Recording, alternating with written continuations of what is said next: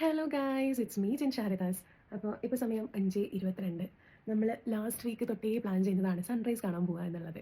എവിടെയാണെന്നൊന്നും എനിക്കറിയില്ല. അപ്പോൾ ഇന്നാണ് ആ ഒരു ദിവസം വന്നിട്ടുള്ളത്. ഞാനും ഏട്ടനും ഭാവിയും കൂട്ടിയിട്ടാണ് പോകുന്നത്. അപ്പോൾ ബാക്കി വീഡിയോ അവിടെ എത്തിയിട്ട് കാണിക്കാം.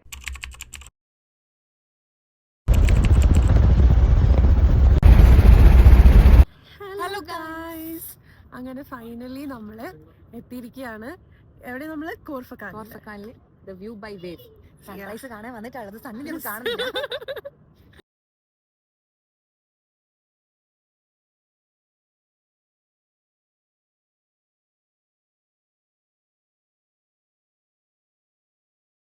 കഫേക്ക് indoor as well as outdoor സീറ്റിംഗും ഉണ്ട്. നമ്മൾ പ്രിഫർ ചെയ്തത് ഔട്ട്ഡോർ ആണ്, കാരണം നമ്മൾ പോയ ടൈം എന്ന് പറയുന്നത് ഏർലി മോർണിംഗ് ആണ്. അതുകൊണ്ട് തന്നെ നല്ല ക്ലൈമറ്റ് ആയിരുന്നു.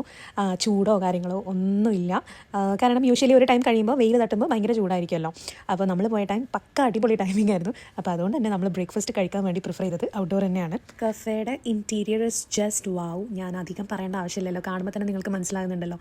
പ്രത്യേകിച്ച് ആ ഔട്ട്ഡോർ ബ്യൂട്ടിയും കൂടെ വരുമ്പോൾ കംപ്ലീറ്റ്ലി അടിപൊളിയാണ്. ഈവൻ വാഷ്റൂം നല്ല രസത്തിലാണ് അവർ ഡിസൈൻ ചെയ്തിട്ടുള്ളത്.